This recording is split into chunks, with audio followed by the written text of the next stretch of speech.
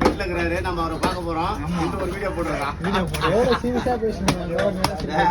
நீ பண்ணுவடா நீயும் புலி பஞ்சனுக்கு வந்துட்டு நம்ம யூடியூப் செல்வான பஞ்சன் வந்துடும். வேற யூடியூப் போறோம். இதெல்லாம் போடுறது